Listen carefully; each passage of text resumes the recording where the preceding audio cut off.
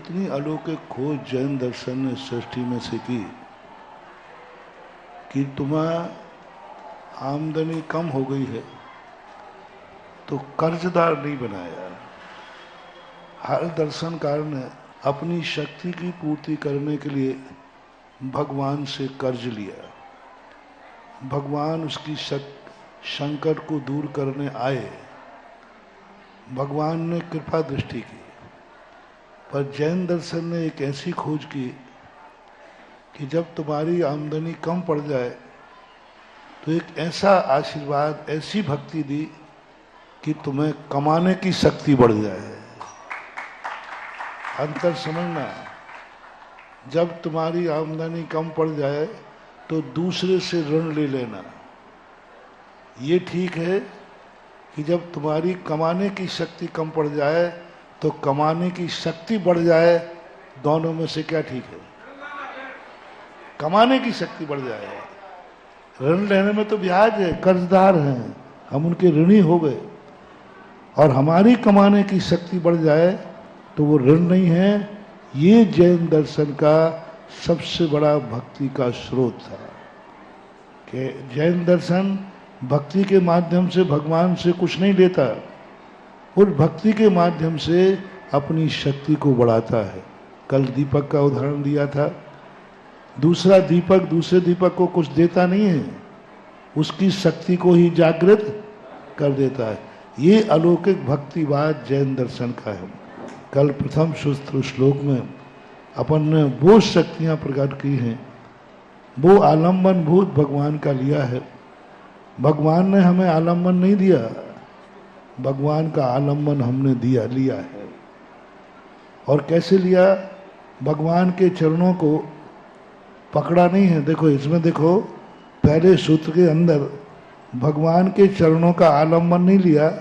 उन्होंने क्या कहा? भगवान के चरणों को सम्यक प्रकार से नमस्कार करना है, पकड़ना नहीं है भगवान को। उनको पकड़ के नहीं जाना है, उनको नमस्कार करना है, क्योंकि उसके नमस्कार करने से स्वतः ही वे चरण हमें आलम्बन भूत हो जाते। भक्ति के अंदर अपने आप को सबसे पहले शक्तिहीन कर दो। हम कुछ नहीं है, कुछ भी नहीं है। कल कहा था, सब तरफ से मैं असमर्थ हूं और तू इतना समर्थ है कि बड़े बड़े लोग वहां बैठे हुए हैं। और जो कुछ भी तुम लेके गए हो उस पर अहंकार नहीं आना। अपने सबसे पीछे नंबर में आओ। या संस्तुतः सकल मय तत्वबोधा भूत बुद्धि पटो भी सुर लोकनाथी।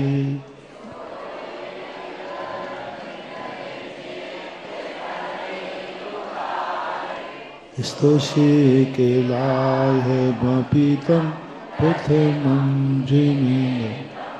भक्ति का स्रोत का सबसे बड़ा है। तुम ही भक्त बन के नहीं आए, अहंकार नहीं आना चाहिए। देखो भगवान, मैं आपकी भक्ति करने आया हूं, मैं आपके द्रव्य लेके आया हूं। सबसे पहले भगवान की महिमा इतनी बढ़ाओ, भगवान की, स्वयं की नहीं। कि भगवान आप तो मेरी तरफ तो आप ध्यान दे ही नहीं सकते, क्योंकि मेरे पीछे तो और बड़े बड़े लोग बैठे। मैं तो बहुत छोटा व्यक्ति हूँ, मेरे में कोई शक्ति भी नहीं है, कोई पुण्य भी नहीं है जो आप मेरी सुनो। क्यों सुनोगे मेरी? मैं तो पापी हूँ। क्यों सुनोगे मेरी? मैं तो बुद्धिहीन हूँ। किसी ने कहा, देखो भगवान तुम्हारी नहीं सुन रहे हैं, इतनी आप भक्ति कर रहे हो, इतनी पूजन कर रहे हो, इतना आहार दान दे रहे हो, तो भगवान को उल्हाना मत दो। हाँ सही कह रहे हो आप, इतने दिन से भगवान की पूजा कर रहा हो, कोई सुनते ही नहीं भगवान। महाराज के इतने आगे पीछे घूम रहा हूं, महाराज सुनते ही नहीं है। नमोकार मंद की 1 करोड़ मालाएं फेर ली, कुछ हुआ ही नहीं है। ये उल्हाना कभी मत देना। उल्हायना देते ही सबसे बड़ा अभिशाप है जिंदगी का।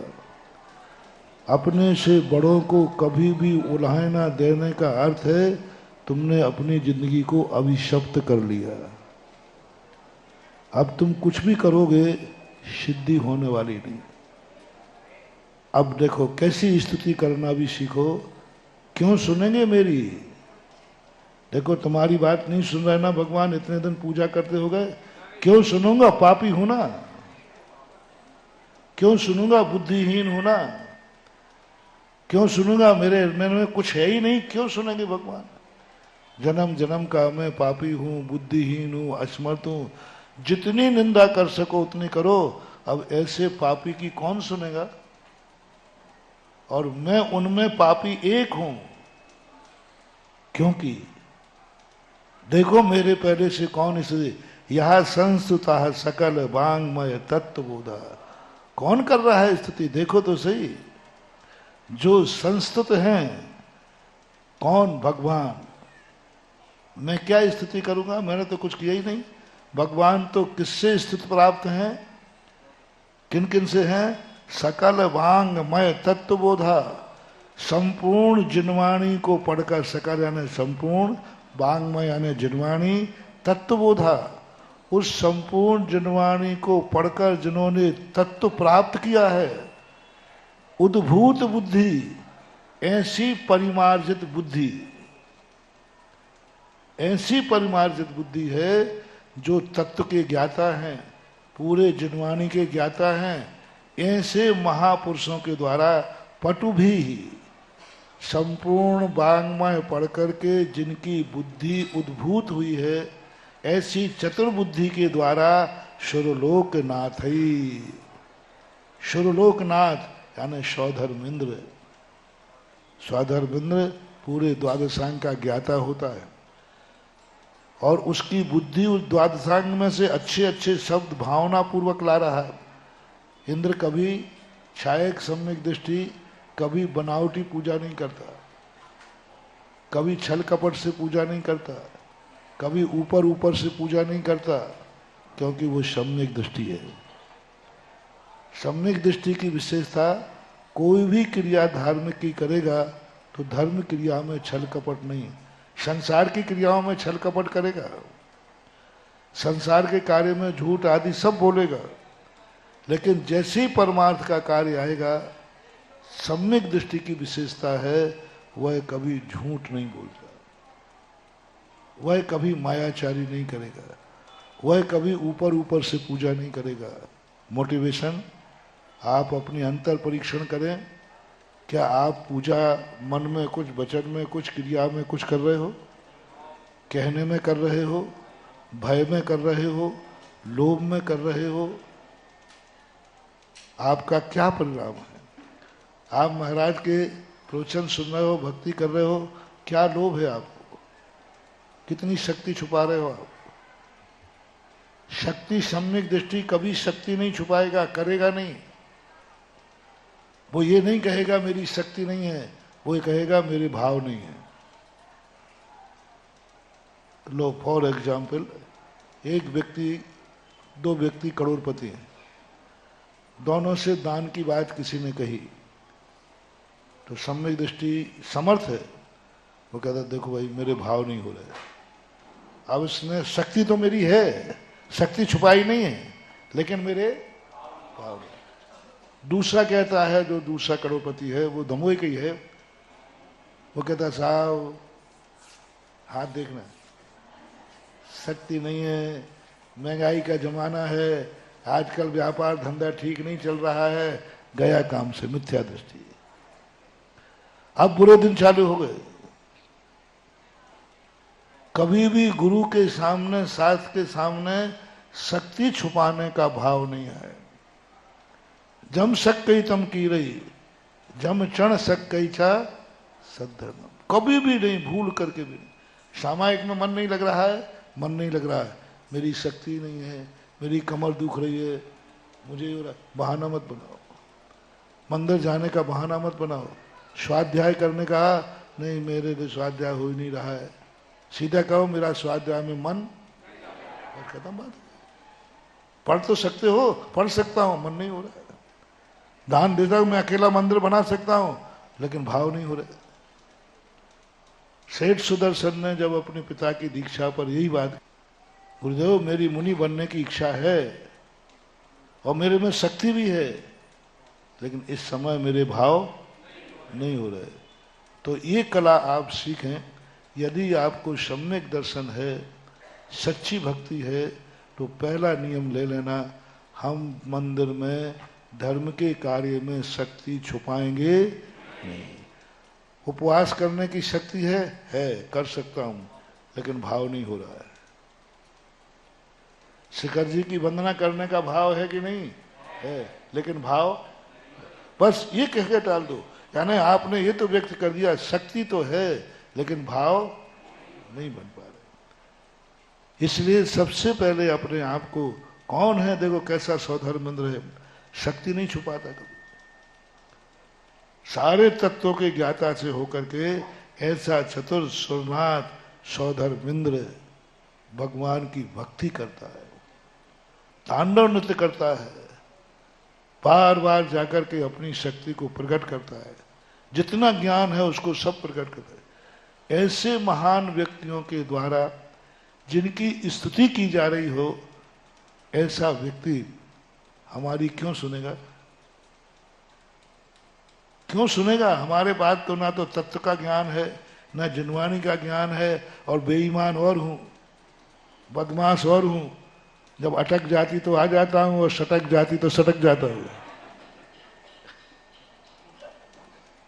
बेईमान और करो आलोचना जितनी कर सको। जब संकट आ गया तो कहाँ भगवान? हाँ, संकट आ गया, पता करना महाराज जी कहाँ हैं। और जब अच्छे दिन चल रहे तो गांव में आ जाए, अच्छा महाराज जी आ गए क्या? ये बेईमानी है। संकट के समय हमें मंदिर याद आता है, धर्म याद आता है, भगवान याद आते हैं। ऐसे बेईमान की क्यों सुनेंगे भगवान? स्वार्थी कहीं का।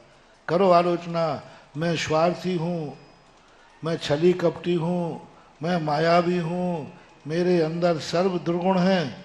क्यों सुनेंगे भगवान? नहीं सुनना चाहिए।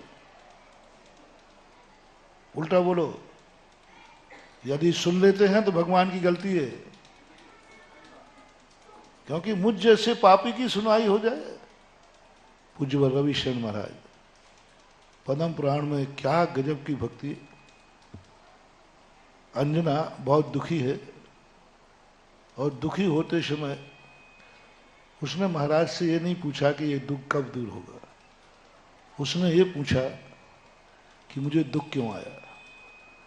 जब उसे पता चला कि मैंने 22 मिनट के लिए जिनेंद्र भगवान की मूर्ति का अपमान किया था कसाय के बदले, अंजना की भक्ति देखना।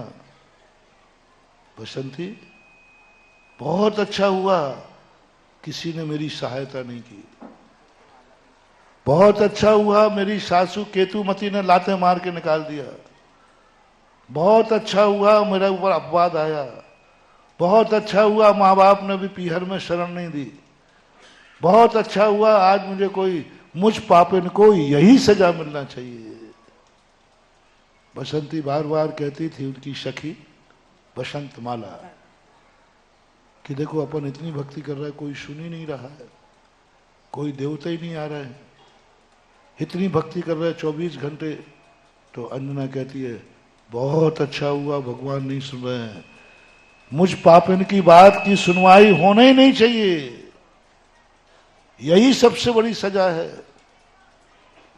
मैं इतनी बड़ी पापन के आपसी कसाय के कारण मैंने भगवान की मूर्ति छुपा दी, बहुत अच्छा, भगवान सुनना मत मेरी, हम कितनी तुझे नमोस्तु करें, कितनी भक्ति करें, मेरे पर दया मत करना भगवान, रो रो के मर जाऊं तो मरने देना, मेरे पर दया मत करना, क्योंकि मैं पापी हूं। ये है भक्ति करने का तरीका। जैसे ही अंजना ने ये कहा,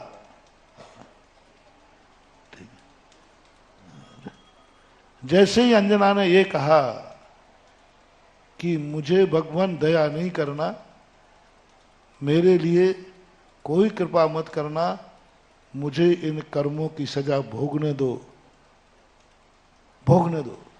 बस उसी समय भक्ति प्रकट हुई और उसी समय से अंजना के अच्छे दिन चालू हो गए। हाँ, आज उन्होंने व्रत लेकर संघ में प्रवेश किया है। अतिशय नाम है, देखो अब क्या क्या अतिशय दिखाते, ब्रह्मचारी अतिशय। तो इस स्थिति को लेकर के मुझे जो दशा मिल रही है भगवान मिलने दो, आप दया नहीं करना, दया मत करना। ये परिणाम जैसे ही तुम्हें आएगा बस समझ लेना भक्ति की सिद्धि होने वाली है। जब ये पुराण मैंने जब पढ़ा था पहली बार, उस समय मैंने भी भगवान से कहा, भगवान तुम मेरे रास्ते के कांटे दूर मत कर देना, अन्यथा मैं तुमसे नाराज हो जाऊंगा। हमारी दादागिरी देखो किस पे चल रही है। दुनिया तो डरती भगवान से, भगवान नाराज नहीं हो जाएं, और मैं धमका रहा हूं, भगवान को धमका रहा हूं कि भगवान तुम मेरे रास्ते के कांटे दूर मत कर देना, अन्यथा मैं नाराज हो जाऊंगा। क्योंकि मैं इतना समर्थ नहीं हूं कि तेरे रास्ते के कांटे दूर कर दूं, लेकिन इतना निकृष्ट भी नहीं हूं कि अपने रास्ते के कांटों पर तुझसे झाड़ू लगवा लूं। मैं इतना उत्कृष्ट नहीं हूं कि तेरे रास्ते के कांटे, लेकिन इतना निकृष्ट भी नहीं हूं कि मेरे रास्ते में तेरे से झाड़ू लगवा लूं। ये इतना आनंद आया उस समय, ये स्वाभिमान, भगवान तुम मेरे संकट दूर नहीं करना, मुझे भोगने दो कर्म, क्योंकि मैंने कोई कर्म किया है।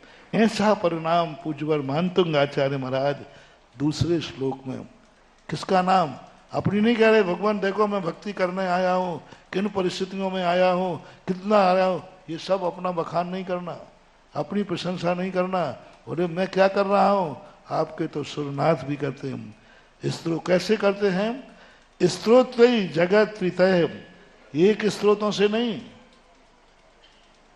अनेक स्त्रोत, थकते ही नहीं है। शौधर्म में थक ही नहीं रहा, भगवान आप ये हैं ये हैं, 1008 नाम बोल दी। दूसरा यहां लेना, आपको कभी भी कोई भगवान की भक्ति करते समय थकान महसूस हो रही है, समझ लेना आपने भक्ति नहीं की है, मजबूरी में की है, आपको मजदूरी मिलेगी।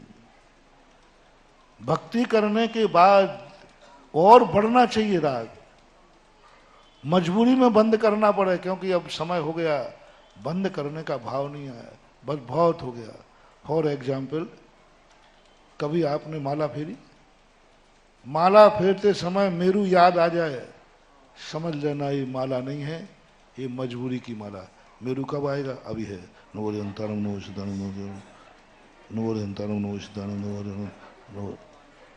कितने बार मेरू याद आया। और माला फेरते समय ये भाव आवे, हे भगवान बड़ी मुश्किल से एक माला का मन बनाया है, मन को बड़ी मुश्किल से समझाया है, बस एक ऐसा चमत्कार दिखा दे कि मेरू कभी आवे ही नहीं। मेरू कभी तुम्हारे कहने से नहीं रुकने वाला, तो आएगा, वो तो 108 के बाद, लेकिन अपनी उमंग है भगवान मेरू कभी आवे ही नहीं, जिससे मैं माला छोड़ू नहीं, क्योंकि मेरू आते ही एक माला पूरी हो जाएगी, इसलिए हे भगवान मेरू आवे ही नहीं। ऐसा परिणाम जब तुम्हारा आ जाए, समझ लेना माला सिद्ध हो गई। जिस कार्य करते समय थकान महसूस हो, विराम का भाव आवे, बस का भाव आवे, समझ लेना वह धर्म नहीं है। चाहे हम सामयिक करें, चाहे हम स्वाध्याय करें, यदि थकान का महसूस भाव हो रहा है, चाहे आप पूजा करें, बस बहुत हो गया, बस बहुत हो गया, बस तो लगा सकते हो, बहुत हो गया, ये भाव कभी नहीं आना चाहिए। बहुत सामयिक कर ली मैंने, बहुत उपवास कर लिए मैंने, बहुत दान दे दिया मैंने, बहुत पूजा कर ली मैंने, नहीं, मैंने अभी कुछ भी नहीं किया। पूरी माला फेर ली, पूरी पूजा हो गई, फिर भी भगवान मैंने कुछ किया ही नहीं। 2 घंटे की सामयिक कर ली, कुछ किया ही नहीं। करोड़ रुपया दान दे दिए, भैया हमने अब बहुत दे दिया, हमें इतना दुखा था, गया काम से, गया काम से, इसका दान बेकार चला गया, क्योंकि इन्होंने कह दिया दान बहुत दे दिया, और दिया भी बहुत था। क्या शब्द आना, अभी मैंने कुछ दिया ही नहीं। सौधर्मिंद जब कुबेर से पूछता है क्यों समूषण की रचना हो गई, तो कुबेर कहता है नीचे गर्दन करके, बोले क्या बात है कुबेर, चेहरा क्यों उतरा हुआ है, सारा जगत तो तुम्हारी प्रशंसा कर रहा है कि ऐसा समूषण रचा, ऐसा समूषण रचा। बोले देवराज मुझे भी अहंकार आया था कि मैंने ऐसा समूषण रच दिया, आज तक किसी का नहीं, लेकिन समूषण रचने के बाद जैसे मैंने भगवान की मुद्रा देखी तो ऐसे लगा कहाँ भगवान, कहाँ ये धूल भी नजर नहीं है। मैं कुछ नहीं कर पाया भगवान, कुछ नहीं कर पाया, क्या आप और कहाँ ये समूषण, कहाँ ये सोना चांदी, कहाँ आपका तेज। बस भगवान को देख करके लगा कि मैं भगवान के योग्य समूषण नहीं बना पाया। उसी समय देवराज कुबेर को गले लगाता है, बोले आज पता चला तू एक भवतारी क्यों है। इतना समूषण, स्वर्ग का सारा वैभव लगा दिया, उसके बाद भी कह रहा मैंने, ये कला सीखो, कितना भी धर्म कर लो, अंदर एक ही भाव आना चाहिए, अभी मैंने कुछ, और जब अहंकार आवे तो अपने से आगे वाले को देखो। कितना दान दिया है तुमने, आगे वाले को देखो। कितनी पूजा की है तुमने, आगे वाले को देखो। कितने बड़े मुनि बन गए हो, थोड़ा जो आगे मुनि बन गए ना उनको देखो, उनको देखो। और यही कला कह रहे हैं, तुम भक्ति करने आए हो, तुमसे पहले जो भक्ति करने आए हैं, दो चावल लेकर के आ गए मुट्ठी में और ऐसे दिखा दो, चंदन तंदन, वो तो विष्णु कुमार का हाथ नहीं है, नहीं तो तुम तो पूरे जगत में घुमा दो। तो चावल लगे, और कितना झूठ बोल रहा है, चावल अकेले हैं, ना उसमें बादाम है, ना जल है, ना चंदन है, अकेले चावल अकेले हैं। अर्घ में बादाम तो ऐसे ऊपर रखी रहती जैसे मिठाई की दुकान को काजू लगा रहते ना, और नीचे से उठाता जाता है वो चावल, वो रखा रहता तो भगवान को पता चला कि अर्घ, अरे क्या लाया हूं भगवान में। आपके तो वो भक्त रहे हैं जिन्होंने गजमोती भी चढ़ाए हैं। एक नारियल चढ़ा दिया भगवान, मैंने नारियल चढ़ाया, कुछ नहीं चढ़ाया। आपके पास तो ऐसे भक्त रहे हैं जिन्होंने गजमोती भी चढ़ाया। ये है भक्ति का। मैं तो एक पूजा स्त्रोत ही जगत त्रितय, और कैसे हैं वो स्त्रोत, जगत त्रितय, तीन लोकों में चित्र हरे उदारे, यानी सारे तीन लोक के लोगों का चित्त हरण करने वाले हैं। हमारी पूजा में तो पड़ोसी के कान फूट रहे हैं, थोड़ा जोर से बोलते ही पड़ोसी कहता है धीमे बोल भाई, कान फूट रहा है। हाँ। और ये कैसे हैं, जब सौधर्मेंद्र आदि अभी भगवान की स्तुति करता है, हम सारे तीन लोक के जितने लोग हैं उनके चित्त को हरण करने वाला है। एक प्रभावना का अंग ये भी है। दो प्रसंग आते हमारे शास्त्रों में। एक महाराज सुबह से स्तुति पाठ कर रहे थे, और स्तुति पाठ को सुनकर के सुकमाल मुनि को वैराग्य हो गया। एक अभी पंचम काल में पात्र केसरी हुए, ब्राह्मण थे मुझसे वो। एक मुनिराज सुबह स्वयंभू स्त्रोत पढ़ रहे थे, बड़ी लयबद्ध स्वयंभू पढ़ रहे थे, और उन महाराज को उसका अर्थ भी नहीं आता था। स्वयंभू का पढ़े लिखे ज्यादा नहीं थे, लेकिन रट्टू तोता जरूर थे। रट लिया, जम के रट लिया, और इतने लय से भाव विभोर होकर पढ़ रहे थे कि वो लयबद्ध स्वयंभू स्त्रोत को छोड़ सुन करके एक ब्राह्मण ने मुनि दीक्षा ले ली पात्र के से। चित्त हरे उदारे, आप जो कर रहे हो उसको कम से कम चित्त को दूसरों का हरण करने वाला हो, प्रभावना हो। ऐसी पूजा करो कि दूसरा तुम्हारी पूजा सुनने को बैठ जाए।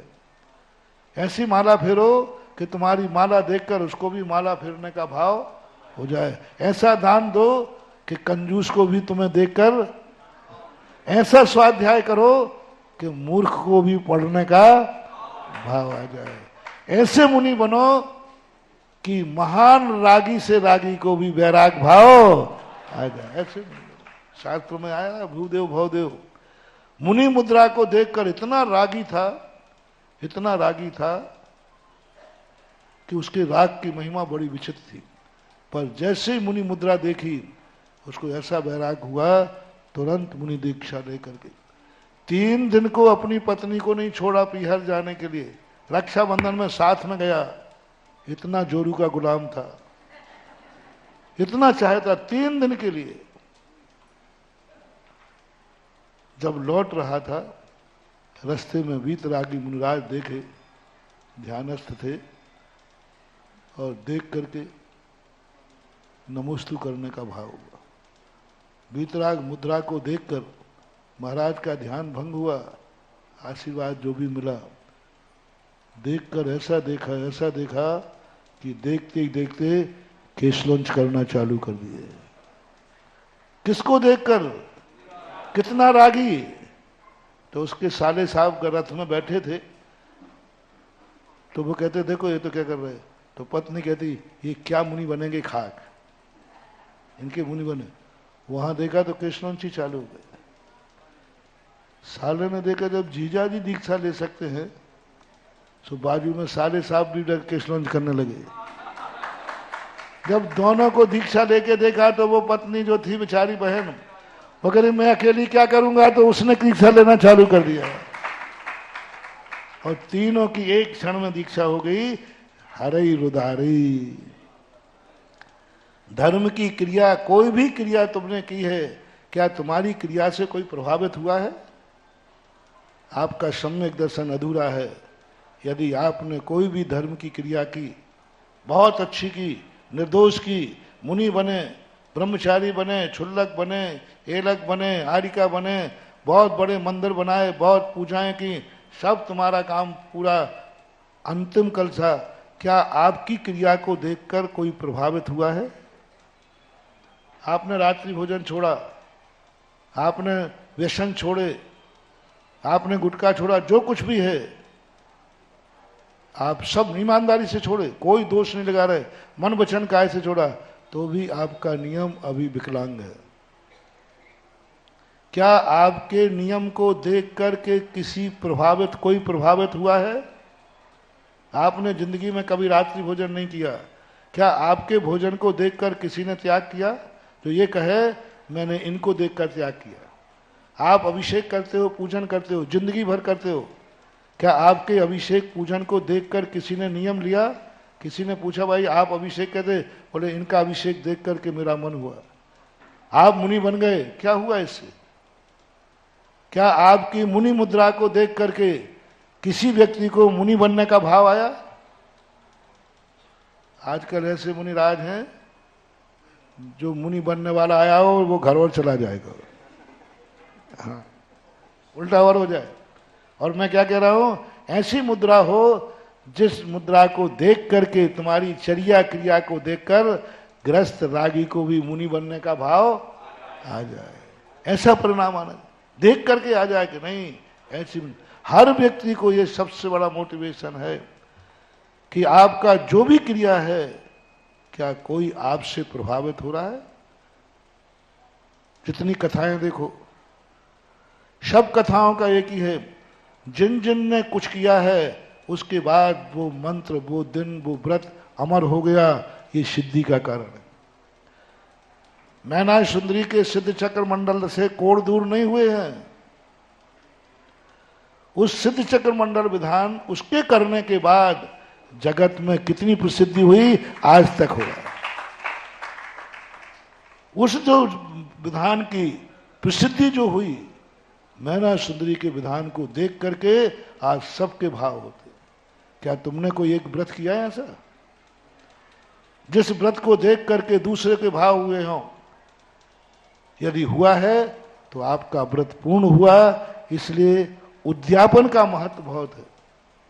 व्रत करने का महत्व जितना है, एक दिन का उद्यापन का अर्थ उद्दीपन।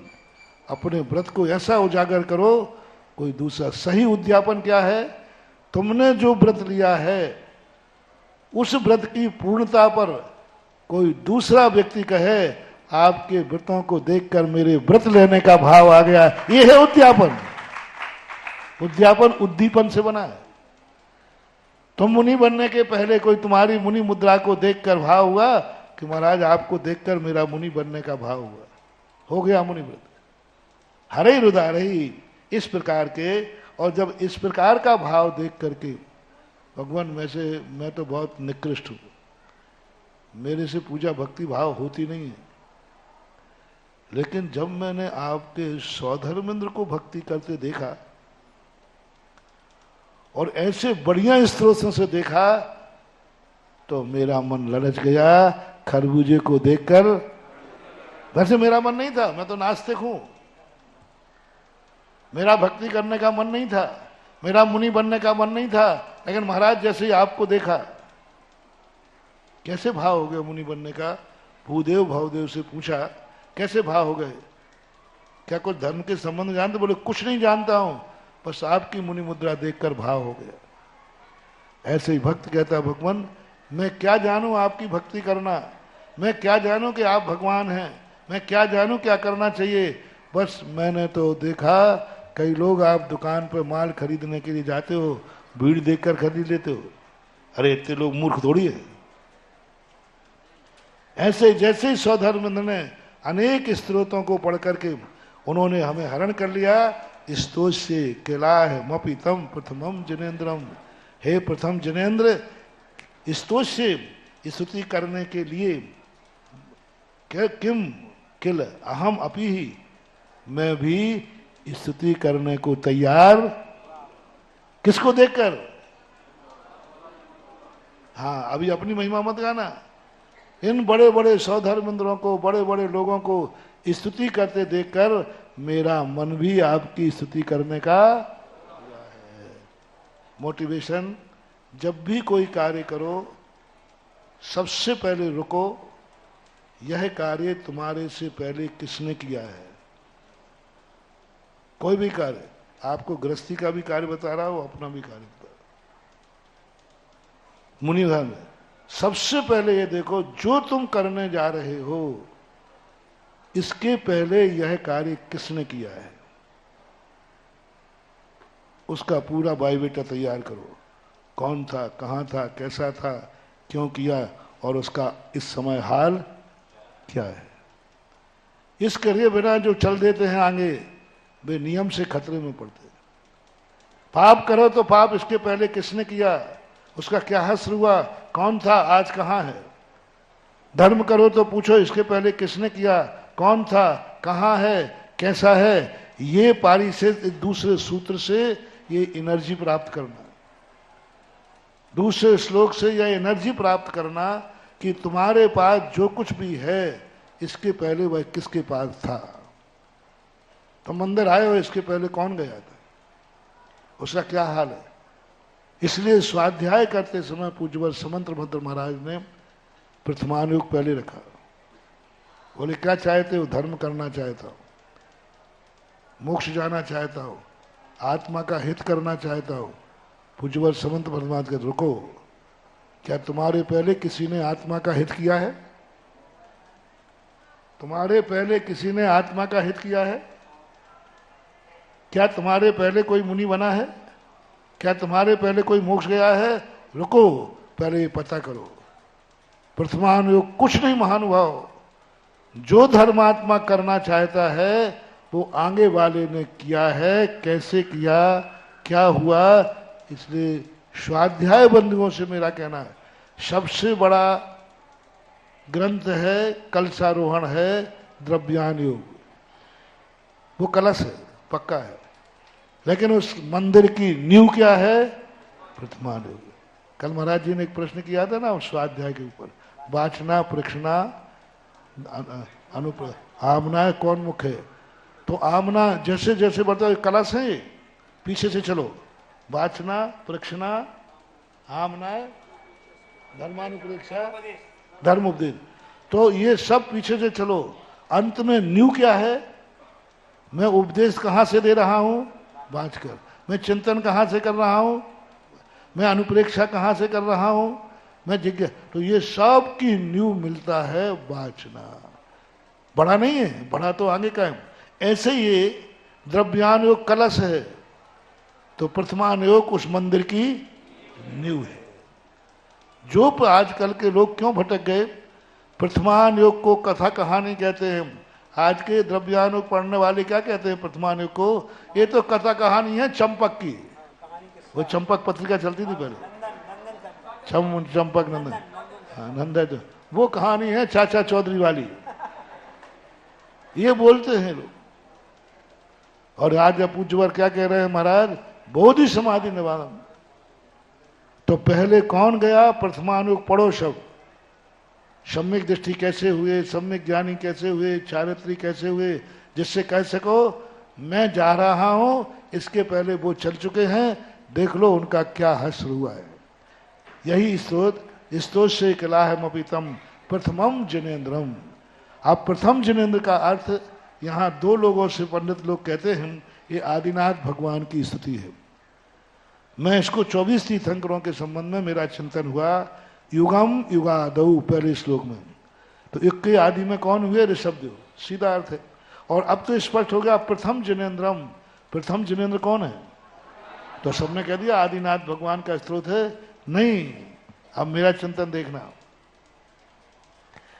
युग के आदि में भी सबसे पहले स्तुति जिनेन्द्र की जाती थी। प्रथम जिनेन्द्र है ना, नमो अरिहंताणम बोलते ना। सिद्ध भगवान को कहाँ बोलते आप पीछे, बड़े कौन है, सिद्ध भगवान।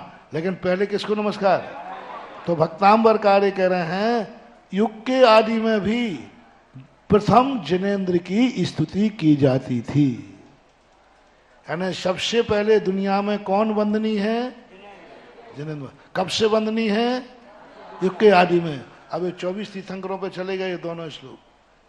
पूरे श्लोक में पूज्यवर मानतुंग आचार्य महाराज ऋषभदेव का नाम नहीं ले रहे, शायद उनको याद नहीं होगा, क्या पता, अपन लोगों को तो याद है। ऋषभदेव का नाम नहीं लिया, आदिनाथ का नाम लिया, वृषभदेव कहीं पूरे में नहीं लिया। इससे सिद्ध है कि पूज्यवर का भी कोई भाव ऐसा था। आदिनाथ पे तो स्पष्ट ही जा रहा है, लेकिन प्रथम जिनेन्द्र युग के आदि में भी प्रथम वंदनीय जिनेन्द्र देव थे। बुद्ध्या बिनापि विविधा,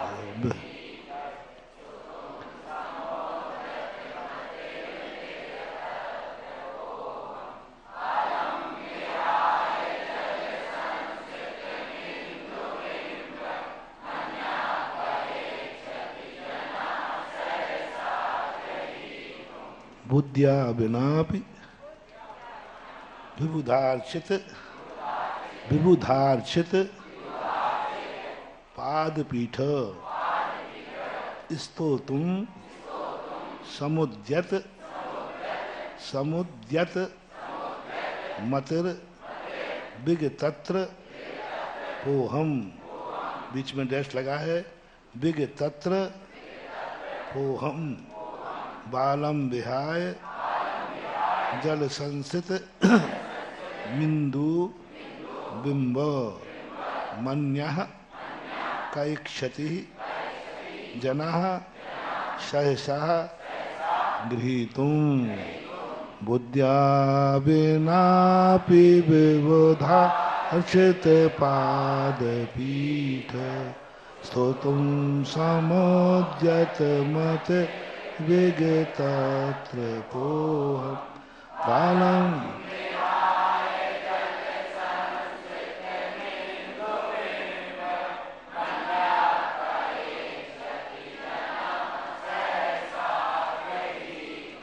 फिर एक तरीका स्तुति करने का, एक नया मोटिवेशन। पहले तो कह दिया इतने बड़े बड़े लोग किए, तो मेरा मन ललच गया कि मैं भी करूं। बच्चों की आदत क्या होती है, बड़े जो कार्य करते वो करना है।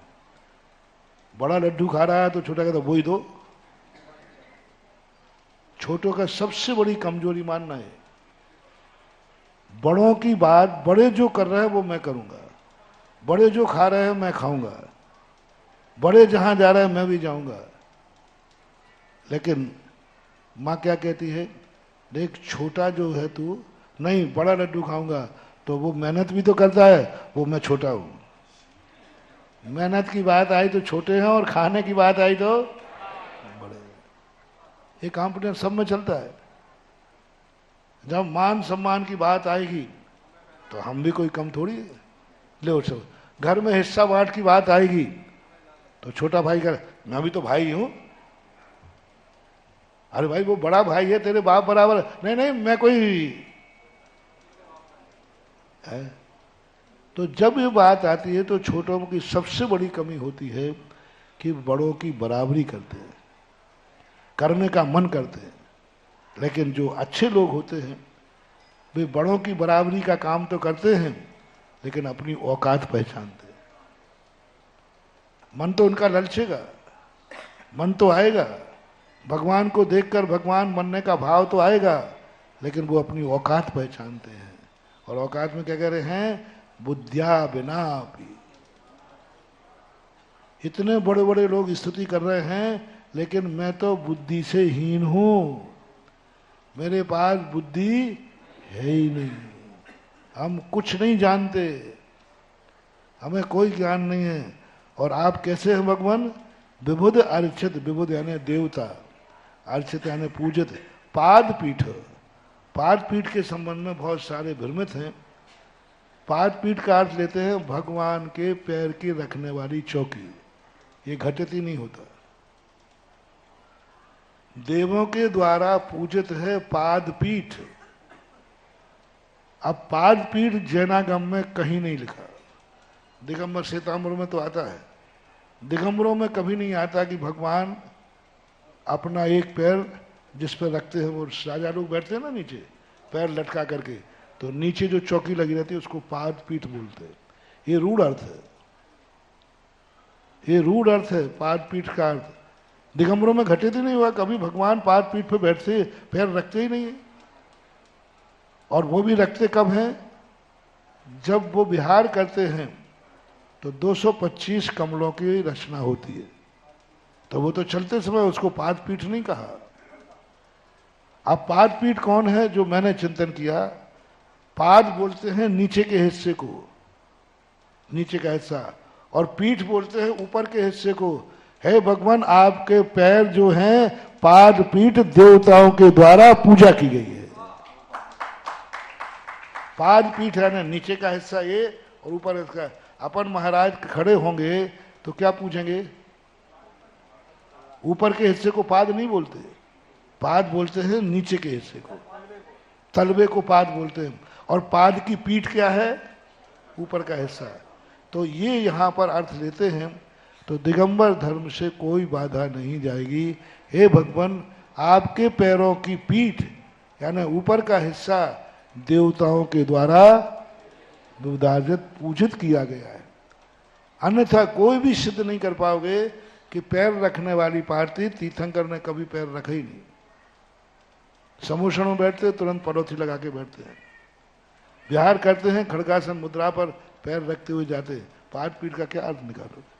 और ये बिल्कुल निर्दोष अर्थ होता है, व्युत्पत्ति परक अर्थ है पैरों के ऊपर। तो हे भगवान आपका पाद, आपके पाद पीठ देवताओं के द्वारा अर्चित है। इस्तो तुम समुद्यत मतिर विग तत्र पोहम। अब विगत तत्र पढ़ते समय त्रा को यहाँ पढ़ा था, अर्थ निकालते समय अलग पढ़ना, इसलिए डैश लगा दिया। डैश क्यों लगाया, सीधा मतिर विग तत्र पोहम लिख देते, नहीं अर्थ निकालने में सुविधा पड़ जाए, क्योंकि अर्थ निकालते समय ता को अलग करना है, त्रा को अलग करना है, लेकिन पढ़ते समय ता और त्रा को एक साथ पढ़ना है। मतिर विग तत्र पोहम, हे भगवान मैं बुद्धिया बिना भी, इस बिना बुद्धि के आपकी स्तुति करने को तैयार। अब बोलो, कोई व्यक्ति जिस कार्य को करने की हिम्मत ना हो और वो करने को तैयार हो जाए तो अपन कहते अरे शर्म कर रहे, शर्म। कहाँ राजा भोज, कहाँ गांगू तेली, भगवान की भक्ति करने चला। अरे बड़े बड़े देवता जहां समर्थ नहीं वहां तुम क्या चलाए। तो अपन लोग बोलते हैं शर्म कर, लज्जा कर। तो भगवान कहते हैं, वो मानतंगाचार्य महाराज कह रहे हैं, मैं लज्जाहीन हो गया हूं। क्या? मतिर विगतत्र पोहम, मेरी मति विगत यानी रहत, त्रप, त्रप यानी लज्जा, अहम, मेरी मति लज्जाहीन हो गई है। मैं क्या करूं, निर्लज्ज हो गया हूं। ये अपन भाषा बोलते कि नहीं? अरे तू इतना बड़ा कार्य, थोड़ा शर्म कर, अभी हंसी मजाक उड़ेगी। तो मानतंगाचार्य कह रहे हैं मैं भी इसी कोटि में आ गया हूं। इनका मन कह रहा है लज्जा कर, शर्म कर। किन भगवान की स्तुति करने चढ़ा है, जिनकी देवता कर रहे हो? तो अब मानतंग ने कहा तुम्हें जो कहना हो तो कहो, लो मैं ही कहता हूं, मैं निर्लज्ज हूं। लज्जा रहे तो होनु ही लज्जा रहे, विगतत्र पोहम, शक्ति नहीं है फिर भी मैं भक्ति करने चल पड़ा हूं।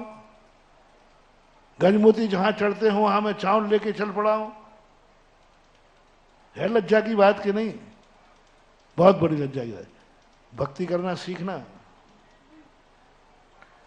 कितनी निंदा, कितनी प्रशंसा। एक एक श्लोक में देखना, अपने आप को तो जितने दुर्गुण थे, निर्लज्ज कह रहा है पूज्यवर। बताओ भक्ति करने में क्या निर्लज्जता है? क्या लज्जा रखूं? कोई पाप कर रहे हैं क्या? भगवान अब मानतंगाचार्य के मैं निर्लज्ज हूं, बुद्धिहीन होकर के भी वो कार्य करने चला हूं जो बड़े बड़े बुद्धिमानों के द्वारा किया जाता है। निर्लज्ज, आलोचना। प्रमाण दे रहे हैं, प्रमाण दे रहे हैं। नहीं नहीं मानतंगाचार्य महाराज, आप निर्लज्ज नहीं है। भली बुद्धि कम है लेकिन निर्लज्ज नहीं है। तो आचार्य कहते बताओ मैं कैसे मूर्ख हूं? तुम भली कुछ भी कहते रहो, मैं तो अपने आप में मूर्ख ही हूं। जैसे आप लोग कहते ना, बोलो तुम्हारे साधु परमेष्ठी कैसे हैं? अरे परमेष्ठी परम ज्योति ब्रागो विमलाकृति, चलते फिरते सिद्ध। और बोलो, और चनों के झाड़ पर चढ़ाओ। क्या बोलते हो? चलते फिरते सिद्ध। सिद्ध हैं, गवाह हो तुम लोग।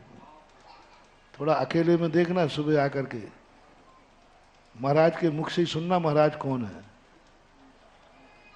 महाराज के मुख से सुन लेना। पापेष्टेन दुरात्मना जड़ धिया, माया बिना लोभिना, राग द्वेष मली मशेन मन। क्या है तमाशा? सारी दुनिया कह रही चलते फिरते तीर्थ हैं, सारी दुनिया कह रही चलते फिरते सिद्ध हैं। सिद्धों सम चरणों में शीश, निर्मल है हमारे भगवान महाराज, जैसे गंगा को जल है। और धीरे से कभी सुनना प्रतिक्रमण में, फिर छोड़ना। अरे अपन ने तो गलत नंबर डायल कर लिया। महाराज खुद अपने आप को पापी बोल रहे थे और अपन लोग सब क्या कह रहे थे? ये तो निर्मल है। फिर पूजा बदल देना, फिर लिखना मैं पापी दुष्टी मायावी की पूजा कर रहा हूं। बोले क्यों? बोले महाराज खुद अपने मुंह से बोल रहे थे। महान आत्माएं कितने भी महान बन जाएं, अपनी दृष्टि में वो नीची ही बनी रहती है। और महान आत्माएं कितनी भी नीची चली जाएं, लेकिन दुनिया की दृष्टि में वे महान ही रहते हैं। सोना भली कीचड़ में गिर जाए, लेकिन दुनिया उसे सोना ही। कितना भी कहो, कुछ भी कहो, तुम्हारे महाराज ऐसे हैं, ये कह रहे, कुछ भी करो, हमारे तो भगवान है, बात खत्म हो गई। एक बार हमने इस पे ऑब्जेक्शन उठाया था कि तुम लोग हम लोगों को भगवान मत कहा करो, आगम विरुद्ध। शास्त्रों में भगवान परमात्मा दो को कहा गया। तो एक पंडित जी थे, उन्होंने कहा महाराज ये आप आगम से रोक नहीं सकते। मैंने कहा देखो भाई भगवान की परिभाषा है। उन्होंने कहा हे भक्तों छोड़ना मत, छोड़ना मत। महाराज जो दलील दे रहे हैं कि मैं भगवान नहीं हूं, भगवान नहीं हूं, ठीक है आगम में भगवान नहीं है, तुम एक शब्द लगाना मेरे भगवान, भक्तों के भगवान। अब बोलो करो क्या करते हो? आगम के भली भगवान नहीं हो, लेकिन मेरे भगवान, भक्तों के भगवान, अब मैं रोक नहीं सकता, क्योंकि यही तुम्हारी भक्ति है। वे भगवान नहीं है और तुम भगवान मान रहे हो, यही सच्ची भक्ति है। जो वो हैं वही मानना भक्ति नहीं है, जो वो नहीं है गुणस्तोकम सदुल्लंघ। तो इस प्रकार से और प्रमाण दे रहे हैं, बालम विहाय जल संस्थित मिंदु बिंबो।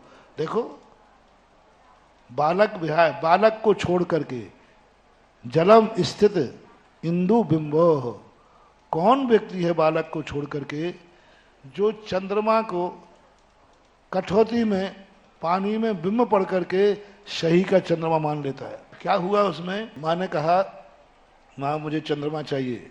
माँ ने, लोगों ने कहा बेटा चंद्रमा नहीं आ पाएगा, मुझे वहां ले चलो। बोले तुम वहां जा नहीं पाएगा, अभी छोटा है। लेकिन बच्चा है तो बच्चा है। और वो मम्मी की तरफ, मम्मी मम्मी मुझे चंद्रमा चाहिए। माँ कहती अभी ले, अभी ले। कठौती में पानी लाई, बोले देख ये आ गया तेरे कारण से। बच्चा सबको आंखें निकालता है, देखा तुम लोग कह रहे दूर है, मेरी मम्मी ने ला दिया कि नहीं। अब उस चंद्रमा है कि चंद्रमा की परछाई? जल्दी बोलो। लेकिन बालक को क्या अनुभूति हो रही? आनंद क्या आ रहा है उसको? बस बस यही मानतंगाचार्य ने हमारी प्रतिमा की महिमा बढ़ा दी। देखा भगवान हम बालक हैं कि नहीं? पाषाण की मूर्ति है, सबको दिख रही, आंखें कह रही हैं, लेकिन मुझे तो साक्षात भगवान दिख रहे हैं। यानी प्रतिबिंब को हमें भगवान का आनंद आ रहा है। जैसे बालक को चंद्रमा की छाया, छाया है पक्का है, लेकिन आनंद साक्षात का आ रहा है, ऐसे ही भक्त को ये भगवान नहीं है, भगवान की प्रतिमा है, बिंब है, लेकिन भक्त जब दर्शन करता है तो उसे साक्षात भगवान की अनुभूति होती है। ये श्लोक मूर्ति पूजा का सबसे बड़ा प्रबल प्रमाण है। आप मुझे बालक कहोगे, देखो पाषाण को पूज रहा है, आप दुनिया हंसेगी कि देखो छाया को पूज रहा है, लेकिन मैं क्या करूं, मुझे तो साक्षात भगवान की अनुभूति होती है। आपको होती कि नहीं होती? हमें तो होती है। हम तो हमेशा भगवान की मूर्ति का दर्शन नहीं करता हूं, मैं तो भगवान का दर्शन करके कहता हूं। जैन दर्शन में मूर्ति पूजा है ही नहीं, मूर्ति मान की पूजा है। इसलिए कबीर ने जैन दर्शन की निंदा नहीं की। उसने लिखा है, पहाड़ पूजे हरि मिले तो मैं पूजू पहाड़, तासों तो चक्की भली पीस खाए संसार। लेकिन जैन की पूजा नहीं की, क्योंकि जैन दर्शन में मूर्ति पूजा है ही नहीं, मूर्ति मान की पूजा है। उनको लगता ही नहीं कि मैं मूर्ति के दर्शन कर रहा हूं, भगवान के। इसी प्रकार है भगवान, मैं देखो बालक हूं, क्योंकि बिना विचारे बालम विहाय जल संतत बिंदु मन्यः का इच्छति जना शैजा। जैसे मन्यः अन्यः, माँ बिंबम के साथ चला जाएगा, अन्य का इच्छति, ऐसा कौन व्यक्ति है, जना सहसा गिरी तुम, वो छाया को ही साक्षात भगवान चंद्रमा मान करके तुरंत पकड़ने और दौड़ गया। बालक चंद्रमा में छाया पड़े तो क्या करता है, उसको पकड़ने दौड़ जाता है सहसा। अब ऐसी हरकत कौन करेगा? बड़ा आदमी के छोटा आदमी? बड़ा आदमी तो कहेगा तो छाया क्यों पकड़ेगा वो। मैं बालक हूं तभी तो मैंने परछाई देखी, साक्षात चंद्रमा मान के ग्रहण करने लगा। देखो ना, बालक हूं ना, मैंने भगवान की प्रतिमा देखी और साक्षात जनेंदेव मानकर चरण छूने चला गया। वो भक्ति हिंदी पाठ में पढ़ते ना भक्तांबर में, हे भगवान आपका ऐसा लगता है साक्षात मानो निहुन परसन करो, साक्षात साक्षात श्री अरहंत के नहन महन परसन करो। ऐसा लगता है जैसे मैं साक्षात जनेंदेव का अभिषेक कर रहा हूं। और सब विज्ञान से पूछ लो, पाषाण है।